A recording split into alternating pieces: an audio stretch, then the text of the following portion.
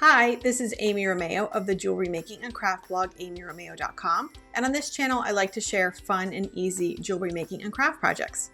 Today in this video I'll be showing you how to use a Cricut cutting machine to make these cute Halloween earrings using faux leather and heat transfer vinyl.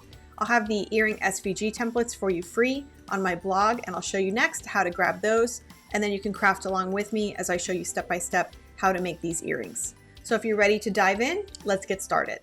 Let's go over the tools and materials I'll be using today to make these really fun and easy faux leather and heat transfer vinyl earrings with my Cricut. I'll be using the Cricut Maker today, but you could also use the Maker 3, the Explorer Air 2, the Explorer 3, or even the Cricut Joy, and that's because all 5 of those machines come standard with the fine point blade, which is what I use when cutting faux leather with my Cricut.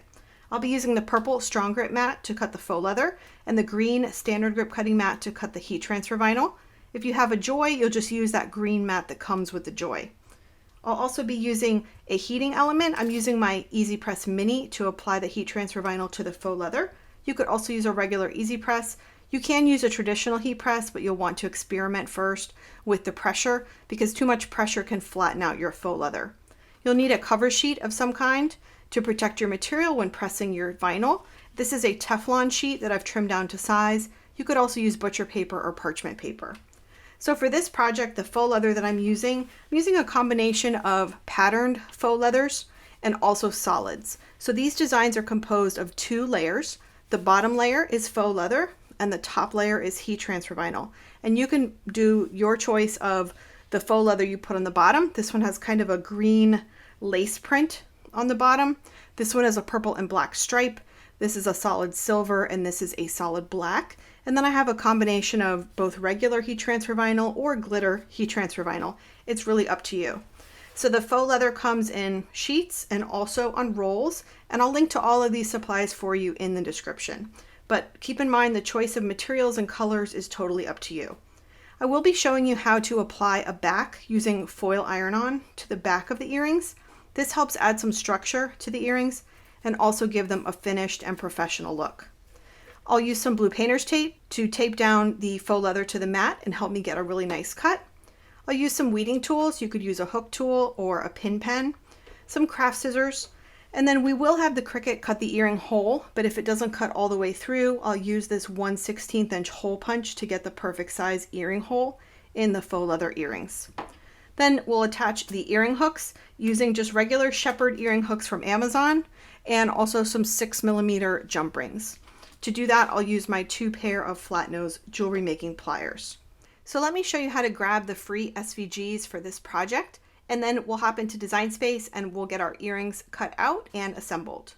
So to get the free Halloween earring SVGs, you'll just want to visit amyromeo.com/design209 and you'll arrive on this page and you'll just enter your first name and your email address here and then click Get the Freebie. You'll check your email and there'll be an email from me with a download link. You'll download the SVGs and they'll be in a zipped folder and you'll need to unzip that folder before you can upload the SVGs to Cricut Design Space. So starting with a blank canvas in Cricut Design Space, you'll click on Upload and then Upload Image and you'll browse to where the unzipped SVG file is for this project. It's important that you unzip that download folder so that you can access the loose SVG file and upload it here. Once you've uploaded it, you'll click on it to select it from your recent uploads row and then click Add to Canvas. You'll see the 4 earring designs appear here and you'll want to choose the design that you're going to make. I recommend if you're just starting making faux leather earrings that you make one design at a time to sort of master it. So the first thing we want to do is ungroup all of these designs together and then we'll delete the shapes that we're not going to make today. However, keep in mind all 4 of these designs are made exactly the same way. The bottom layer is 1 layer of faux leather and the top layer is 1 layer of heat transfer vinyl. If you don't want to use heat transfer vinyl and you'd rather use permanent vinyl, you totally can. I'll let you know what you need to do differently in the next step when we see our mat previews. So you don't need to resize these earrings and all of the little earring holes are perfectly sized already. So what I'm just going to do is select all 3 of these shapes that I'm not going to cut today and delete them off my canvas. So now I'm left with the little cobweb and coffin shapes. And you can see here in the layers panel are layers that we'll cut, the faux leather layer and the heat transfer vinyl layer. So I'll click the Make It button. And I'm cutting my materials on a mat. And Design Space will separate our two mats by their two colors and the two different materials. So the first thing I want to do is click Mirror on each of the mats. Now, if you are using permanent vinyl for that top vinyl layer, then you would not mirror the vinyl mat because permanent vinyl does not cut in reverse. However, I'm demonstrating using heat transfer vinyl, so I will mirror the heat transfer vinyl mat and I will mirror the faux leather mat. Both of those materials do cut in reverse. Once I've mirrored the mats, I'm going to drag my shapes apart on my mat preview here just a little bit. When I cut faux leather, I use blue painter's tape around the piece of faux leather to help me get a really nice cut. So I just want to allow for a little room there, and we'll drag the shapes apart just to help get a better cut. Same thing up here, just drag them apart a little bit. It makes it easier for weeding and pressing. So now I'll click back on the faux leather mat because I like to cut that one first, and I'll click Continue. And the material setting I use, no matter what Cricut machine I'm using, is the faux leather paper thin setting. If you don't have this setting bookmarked as a favorite like I do, you can click up here on Browse All Materials and search for it. If you're using the Explore Air 2, you'll need to turn your dial to custom before you can search and find this setting. But I have it here as a favorite, so I'll go ahead and click on it to select it. And then you want to select More Pressure. And the Cricut is just reminding you that you cut this material using the fine point blade, which is perfect for all 5 of the current Cricut machines. So let's hop back over to my overhead camera and we'll start to cut out our designs. First, I want to show you quickly how to put a back using that foil iron-on the back of the earrings. Then we'll cut them out and we'll attach our earring hooks. So before we cut the shapes out of our faux leather piece, I wanted to show you how to put a back on. And I'm using some Cricut foil iron-on. You could also use regular heat transfer vinyl. I recommend a really thin vinyl on the back for this application. And you can see that the back of this dark colored faux leather is white on the back. A lot of faux leather has a white back, and that's another great reason to cover it with something color coordinated. So what we're going to do is heat transfer the vinyl onto the back of the faux leather, and then when we make our cuts for our shapes, we're going to cut through both of these materials at one time. So the back will look really nice and finished with that vinyl on the back, and the front will have the shape. So the way I decided what size to cut this little piece of faux leather is I looked in my mat preview screen and I saw what size shapes are going to cut, and then I cut my piece of faux leather and the foil iron-on just slightly bigger. It's important when you're cutting faux leather, to, especially if you're new, to start with a small piece of faux leather because we're going to tape this down to our purple strong grip mat, and this is going to help us get a really nice cut. So I've got my 2 pieces of material back to back. It's important that this piece of iron-on is smaller than your faux leather so that it doesn't press onto your pressing pad. So I'm just going to place this down on my heat pressing pad to protect my surface. I'll cover with my Teflon sheet, and I've got my Easy Press Mini set to the low setting, which is just that first green bar. And I'm just going to press. If you're using a regular heat press, you don't need to move it around like I'm moving the mini iron. This is just habit. If you have a regular Easy Press, just sort of set it down. I'm going to do this for about 10 seconds all over the back.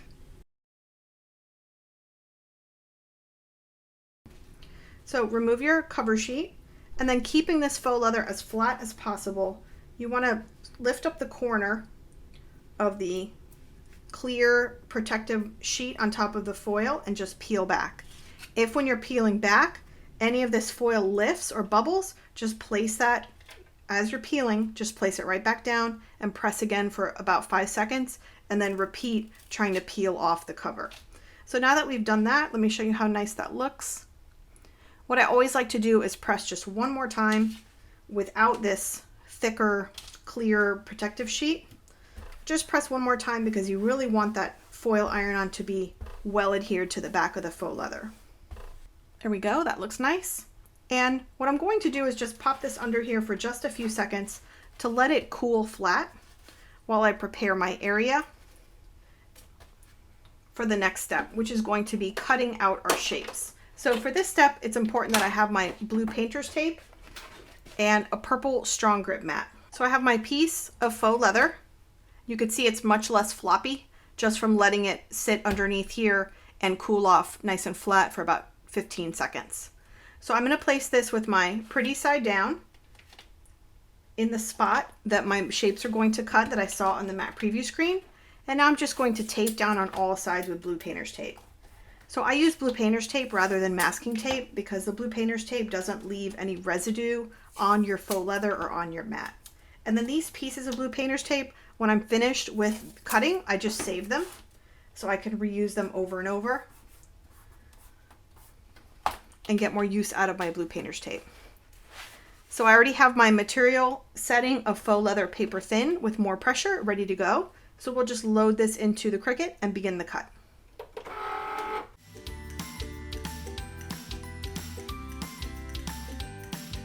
So the faux leather paper thin setting is an automatic double cut, but I always like to check and see if the cut went all the way through because it's very easy to repeat the cut on a Cricut. That's a super important step when first making faux leather earrings. If necessary, you can repeat the cut, and if your cut didn't go all the way through, you won't waste your materials. You'll just run it through again and get a perfect cut. So I like to use my sharp weeding tool and just lift up the edge, and I can see that this looks like a cut all the way through. So I don't need to repeat the cut, but if you did, before you unload the mat, very important, don't unload the mat, just press that cut button again. If you're using the Cricut Joy, you'll have to click on rerun on your screen in Design Space since the Joy doesn't have any buttons. So this cut looks good. I'll go ahead and unload the mat. And you can see how it cut through with that foil iron on the back. Isn't that great? So we'll just carefully peel up our shapes.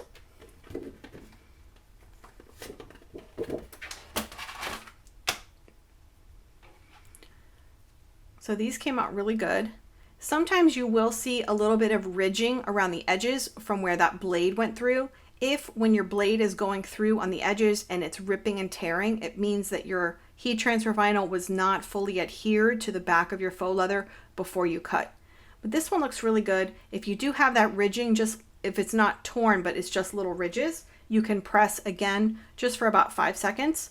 Put these shapes on your heat pressing pad, cover with the Teflon sheet, and press out those little ridges for just a few seconds. But these look great. So now what I'm going to do is cut out the heat transfer vinyl layer. So with this earring design, the back coffin shape is a dark color, so you're going to want a contrasting shape for the cobwebs. I made it in white so it's really easy to see, but this would be great in silver or a dark gray or even orange. So I'm using some white heat transfer vinyl and my green Cricut mat. So I'm going to place my white heat transfer vinyl shiny side down on my mat, and the cut setting you will use will depend on the type of material you're using. So I'm just going to use vinyl because this is regular heat transfer vinyl. If you're using foil iron-on or glitter or something like that, you'll use the corresponding material setting in Design Space. So I have my material setting of vinyl all set to go, and we'll just load this mat and cut out the vinyl layer.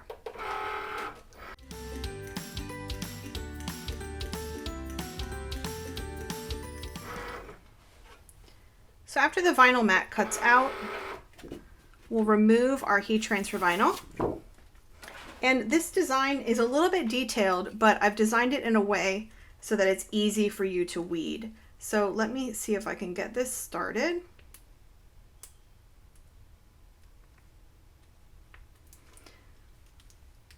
So I'm using my pin pen and I'm just pulling out that whole center area. And then at the top, we've got that little pre-cut hole design made for you.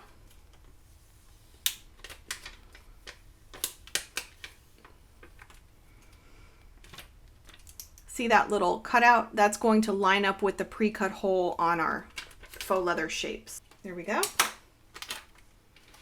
So I still have my Easy Press Mini warmed up on the low setting. Just going to use my craft scissors and trim these two shapes apart.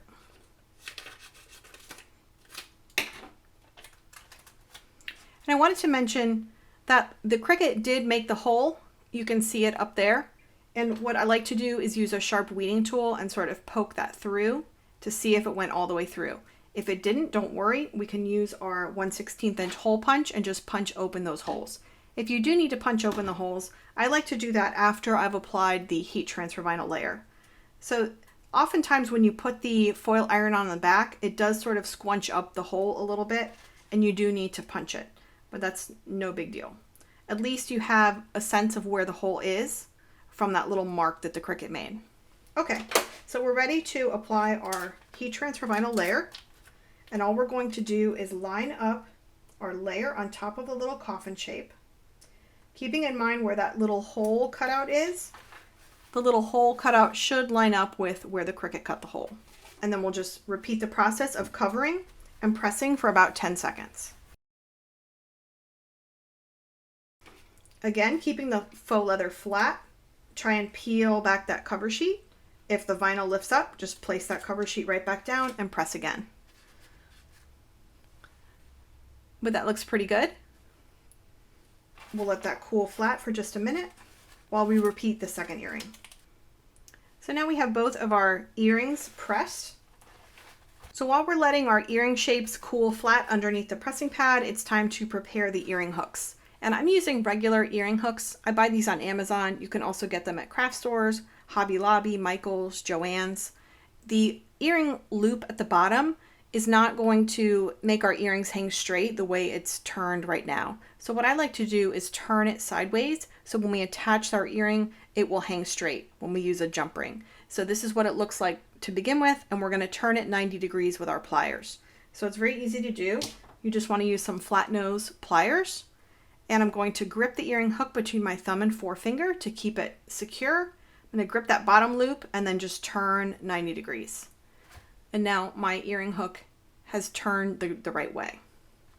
So before we attach our earring hooks, let's use that 1/16 inch hole punch to punch our earring holes. And you can either use the hole on the back as a marker, or you can use, if your design is like this one where it has the little cutout, then you'll know exactly where to punch. There we go. If there's a little bit of the hole stuck on the back, you can just use some small scissors to trim that off.